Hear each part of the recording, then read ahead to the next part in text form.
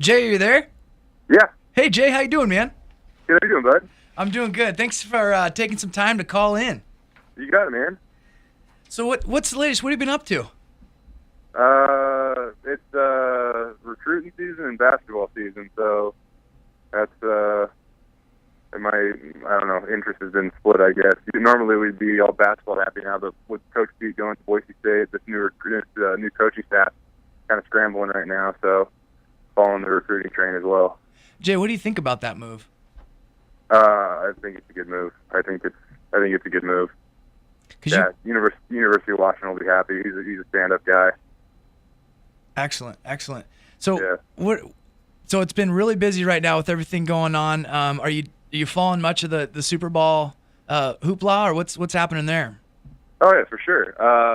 Can't really ignore it with the Seahawks and the Broncos in there, and I think we're getting to see the two best teams in the NFL. You look at the number one defense versus number one offense. I mean, what much more can we ask for? You're looking at the number one secondary against the quarterback that is throwing for more yards in a regular season, more touchdowns in a regular season than anybody in history. So you just kind of get the feeling that this game is going to be a hard-fought battle, and truly the number one team in the NFL is going to be named the Super Bowl champ. It's exciting. And don't we always say defense wins championships? I think that's the cliche. That's how it goes, right? I guess we're about to find out. Love it. I want to get Jay's keys to the Seahawks winning this game. What would those be? I think it all goes back to running the football, Tyler Freed. This is their identity. It's been their identity. And, you look at the Seahawks' postseason success ever since the Pete Carroll era began, and that's when he also brought in Marshawn Lynch. Well, the Hawks are 4-2 in the postseason over the last 4 years. In those 4 wins, Marshawn Lynch has ran for over 100 yards in each and every one of them. In the 2 losses, he's ran for a combined 48 yards. So you're looking at that, and I think that's going to be the way that the Hawks will find success, is running the ball and pounding it away, and more importantly, just keeping it away from Peyton Manning and that explosive Broncos offense. If the Seattle defense can get off the field and limit first downs, that's going to be huge, because one thing that the Broncos were able to do against the Chargers, it kind of surprised everybody, but they kind of beat them at their own game, and that was just control the ball, control possession, not make mistakes. And ultimately, the Chargers went home, and the Broncos obviously are marching on. Jay, what do you think? What do they got to do to control the time of possession? I run the ball once again. It kind of comes down to that, and just be efficient. I think that just consistently moving the chains, being effective on first down, and making sure that they can set up those 3rd and 2, 3rd and 3 situations, so they don't take the ground game out of the equation. If they can run play action and all that stuff by continuing to put themselves in good scenarios, I think that that'll help them do that. And another thing that I think it's almost a little bit too big of a deal is being made of the weather in terms of on the field, but at least what they're forecasting right now could favor the Seahawks. And one thing I'll say is I don't know if it's as much as the snow or potential rain or conditions like that might factor in. So, talking with, the guy that I covered, Chris Peterson, who coached the Broncos over the last 8 years, one thing that he said is not so much the rain, the wind, the cold, the rain, the cold, or anything like that, but what really affects the game is the wind. And it's just unpredictable, and we know that I think that the windier it is, the better it is for the Seahawks, because obviously Peyton Manning likes to throw the ball, and we'll see what type of weather, what Mother Nature throws at these two teams. But I think that the worse the weather, and particularly the windier it is, it'll help the Seahawks. Do you think fan base is going to make a big deal out there? I would say yes and no to that, just because I think that once you get to the Super Bowl, I don't know if there's necessarily going to be a home field advantage. I mean, both these teams are traveling from pretty far away, obviously. I mean, for the most part, they're going from the West Coast to the East Coast. Denver's a little bit more inland, but still, they got a little ways to go to get out there. So, it obviously made a difference for the Seahawks to get there, because they battled in 2 home games in order to make their way in the postseason, at least make their way to New York. And I don't know how much of a difference that the fan base is going to make in New York, but it definitely has helped them get to this point. Definitely agree with that. What are your thoughts, Percy Harvin?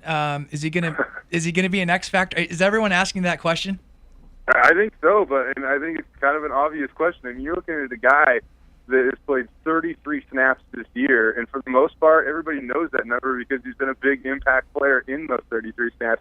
The guy's just a difference maker simply by having him on the field. He doesn't need to catch 10 balls for 100 yards in order to make an impact on the game. With what they do with him, motioning him across the line of scrimmage, and all these things. I mean, just his presence on the field helps that offense alone. So now you're looking at a guy that's also going to be healthy, or as healthy as he's ever been this season, coming after this game. No doubt. In games like this, I mean, we talk about mistake-free football.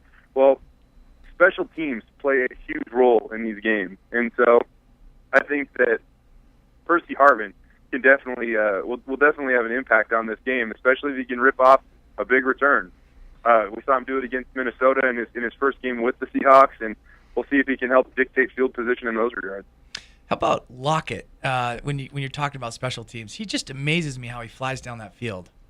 Oh yeah, well, I mean, this also kind of been an underlying story. People kind of actually kind of become a bigger story just because the stats they put up this year is an anomaly, and the fact that you look at their punt, the Seahawks punt team. I mean, they allowed I believe it's the fewest punt return yards in the season in NFL history. I mean, it's something outstanding like that, and field position, especially in big games, is so huge. I mean, I know, like, as fans, you want to see how far your punter can uncork one, and not often do the Seahawks do that, but their ability to contain the return team and dictate field position, which again is just huge. They've been able to do that all year, and I think that it's such a deep team. I mean, the Seahawks really go 46 active guys on game day deep, and they're one of the deepest teams in the NFL. It's why they're here, and you see a lot of those bodies that aren't in the starting lineup, and some of them are for that matter too, but making impacts on special teams, every Sunday. How much does coaching come into effect here? I mean, I love Pete. He's done a great job, but I mean, once they get there, is it halftime adjustments are going to win this game, or is it all prep work? Gosh, I mean, it's a good question, and I think this Seattle team all week has been sold as such a tough, or defense has been sold as such a tough, aggressive defense that does their homework. And we look back there at the Legion of Boom, and those guys have been phenomenal all year. Obviously, if you just got to make sure that it's a close game at halftime in order for halftime adjustments to really mean a lot. But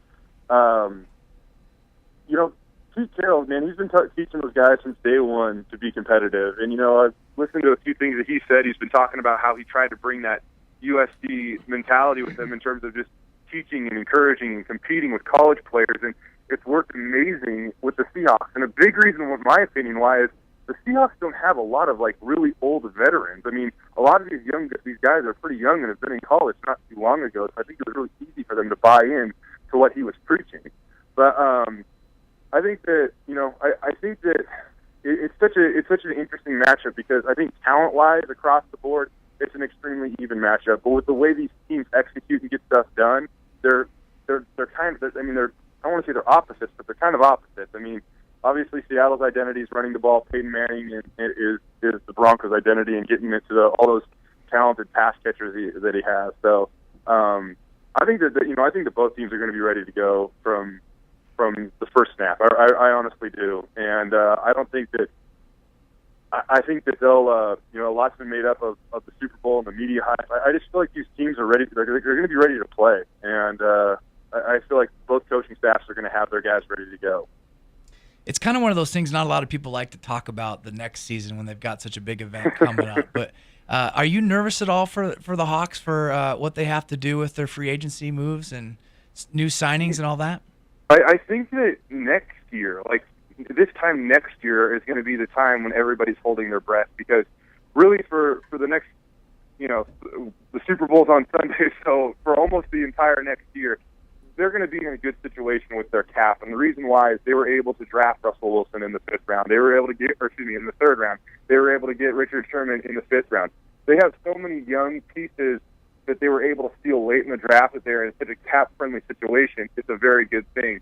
I think you might see a guy like Zach Miller. He's a tight end that's making quite a bit of money, and he might be a guy that you see sacrificed in order for Luke Wilson to to be elevated, or a younger piece to be elevated, just because in this case, younger would be cheaper.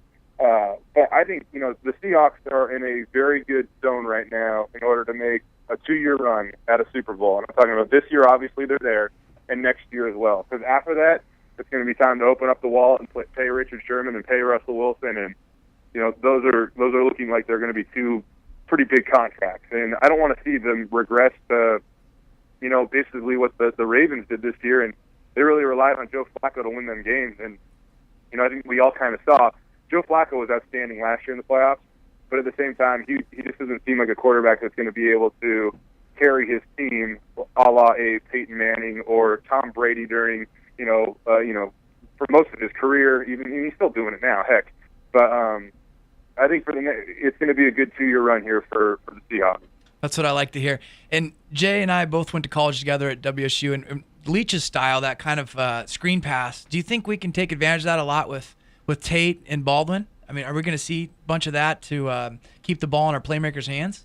Well, I think that you always want to get the ball in your playmakers, in the hand of your best playmakers. And, I think it's going to be like almost a fresh new start next year with this offense, because hopefully Harvin will be around for the whole year, or at least the very beginning of the year. And, again, what that guy's able to do is very different. He's very explosive. And you talk about the quick screen game. That's where he can, that's where he can thrive. You also put him in the backfield. And we talked about, I remembering back at the preseason, everybody's like, you can put him in the backfield, run the read option, and all this stuff. Well, all that kind of went out the door. So I still think this team is built to maybe take another step even next year if they can stay healthy. And that's a big if.